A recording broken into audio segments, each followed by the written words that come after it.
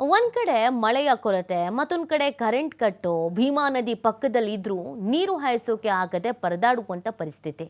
ಭತ್ತದ ಬೆಳೆಗೆ ನೀರು ಹಾಯಿಸೋಕೆ ಹೋದ್ರೆ ಕರೆಂಟ್ ಕಣ್ಣಾ ಮುಚ್ಚಾಲೆ ಆಡ್ತಾ ಇದೆ. ಯಾದಗಿರಿ ಜಿಲ್ಲೆ ವಡಿಗೇರದ ನಾಯ್ಕಲ್ ಗ್ರಾಮದಲ್ಲಿ ನಡೆದಿರುವಂತ ಘಟನೆ. ಭತ್ತದ ಬೆಳೆ ಒಣಗಿ ಹೋಗ್ತಾ ಇದ್ರು ರೈತರ ಪಾಲಿಗೆ ಜೆಸ್ಕಾಂ ಕಂಟಕ. ಜೆಸ್ಕಾಂ ಇಲಾಖೆ ಅಧಿಕಾರಿಗಳ ವಿರುದ್ಧ ರೈತರು ಆಕ್ರೋಶವನ್ನು ವ್ಯಕ್ತಪಡಿಸ್ತಾ ಇದ್ದಾರೆ. ಭತ್ತದ ಗದ್ದೆಗಳಲ್ಲಿ ನೀರಿಲ್ಲದೇನೆ ಭೂಮಿ ಕೂಡ ಬಿರುಕು.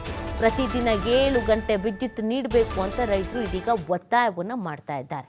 ಯಾದಗಿರಿ ಜಿಲ್ಲೆ ವಡಿಗೇರದ ನಾಯ್ಕಲ್ ಗ್ರಾಮದಲ್ಲಿ ಈ ಒಂದು ಘಟನೆ ನಡೆದಿರೋದು. ಒಂದು ಕಡೆ ಮಳೆ ಕೊರತೆ, ಮತ್ತೊಂದು ಕಡೆ ಕರೆಂಟು ಇಲ್ಲ.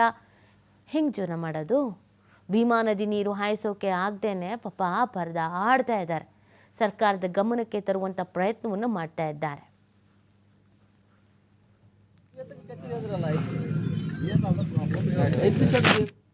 ತೊಗರಿಬೇಳೆ, ಹೆಸರುಬೇಳೆ ನಾಶ ಆಗಿದೆ.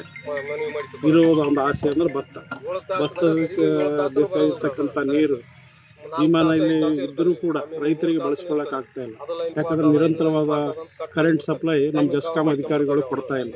7 ಗಂಟೆ ಅಂತಾರೆ, 7 ಗಂಟೆ ಕೊಡ್ತಾನೆ ಇಲ್ಲ. 2 ಗಂಟೆ 3 ಗಂಟೆ ಕೊಡೋಣ ಎಲ್ಸಿ ತೊಗೊಂಡು ಕಟ್ ಮಾಡಿ ಮತ್ತೆ ಕೊಡ್ತಾ ಇದ್ದಾರೆ. ಅದಕ್ಕೆ ನಿರಂತರವಾಗಿ ವಿದ್ಯುತ್ ಕೊಡ್ಲಿಕ್ಕೆ ನಾನು ಈ ಮೂಲಕ ಆಗ್ರಹಿಸ್ತೀನಿ. ಮತ್ತು ಸರ್ಕಾರಕ್ಕೆ ನಾನು ಕಳಕಳಿಯ ಮನವಿ ಏನಂದರೆ, ಜೆಸ್ಕಾಂ ಅಧಿಕಾರಿಗಳ ಕೂಡಲೇ ಮೀಟಿಂಗ್ ಕರೆದು ತಕ್ಷಣವಾಗಿ ಎಲ್ಲರಿಗೂ ನಿರಂತರ ವಿದ್ಯುತ್ ಕೊಡ್ತಕ್ಕಂಥ ವ್ಯವಸ್ಥೆಯನ್ನು ಮಾಡಬೇಕು. ಮತ್ತು ರೈತರ ಸಾಲವನ್ನು ಮಾಡಿ ರೈತರ ಆತ್ಮಹತ್ಯೆಯನ್ನು ತಡೆ ಹಿಡಿಬೇಕು. ಹತ್ತಿ ಮತ್ತು ತೊಗರಿಬೇಳೆ, ಹೆಸರುಬೇಳೆ ನಾಶ ಆಗಿದೆ. ಇರುವುದು ಒಂದು ಆಸೆ ಅಂದರೆ ಭತ್ತದಕ್ಕೆ ಬೇಕಾಗಿರ್ತಕ್ಕಂಥ ನೀರು ಭೀಮಾನಲ್ಲಿ ಇದ್ದರೂ ಕೂಡ ರೈತರಿಗೆ ಬಳಸ್ಕೊಳ್ಳೋಕ್ಕಾಗ್ತಾ ಇಲ್ಲ. ಯಾಕಂದರೆ ನಿರಂತರವಾದ